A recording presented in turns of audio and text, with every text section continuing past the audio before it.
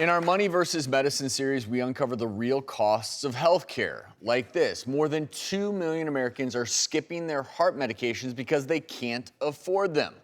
That's the alarming finding of a new study from the American Heart Association. And in this study, they looked at 14,000 people. They surveyed them between the years of 2013 and 17.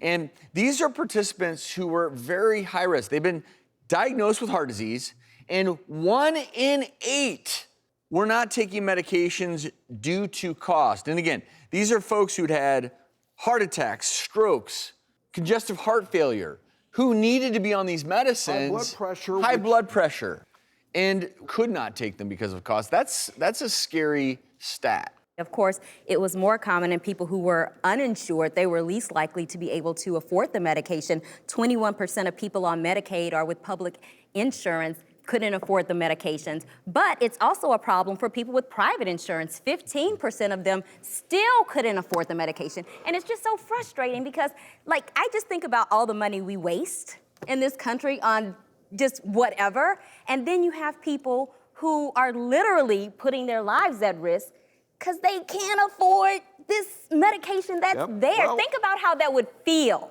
Joining us now to talk about this via Skype is pharmacist Mona Vand, because Mona, I'm going to ask you your top tips, because there are so many scenarios where patients will not take their medicines because they can't afford them. And sometimes it's because they don't realize there may be a cheaper version available or ways to get it paid for. Can you kind of walk us through ways to cut costs at the pharmacy? Yeah, a lot of times people think their medication isn't covered because it goes to the pharmacy and the pharmacist will see that it needs a prior authorization, which basically just means the insurance needs proof as to why you need it. So it needs a case bill. But the pharmacy doesn't have time to do it, so they send the rejection over to the doctor, and the doctor sends it back to the pharmacy.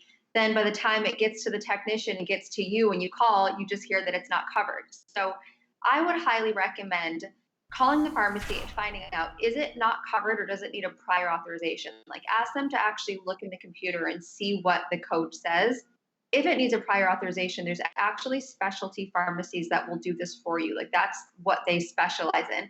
Even if they're not in your city, sometimes even if they're out of state, they will take it, they'll build the case for you, and they'll just mail you your prescription. You don't necessarily have to go to the pharmacy to get it. So that's one way I would look about doing it. Another thing is to look into generic. So I know a lot of patients think that brand name is better because it's more expensive.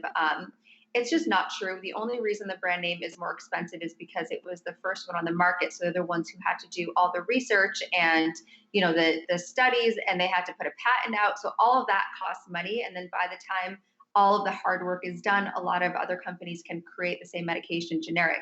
The active ingredient is what matters, and that's going to be the same.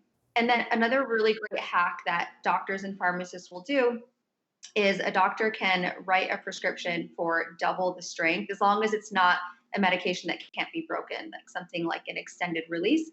They'll write it for double the strength and just tell the patient, get a pill cutter, cut it in half and take half the dose. So that way you're basically getting double the amount for what you're paying. And lastly, I would encourage you, if you are on a medication that's not covered and that specific one you want to take, look it up online, look to see if there's a coupon code, look up if there's drug reps in the area. A lot of times when it's a newer medication, if it's a brand name, it's expensive. They want patients to take it because they want to sell their drug. So they'll come out with like little coupon cards that look just like an insurance card, and you bring it into the pharmacy and you can at least get like 6 months to a year sometimes off. And then after that, you can resubmit it to your insurance and kind of build a case where, look, I've been steady on this, it's working for me, like, can I get it approved? So those are all really great solutions.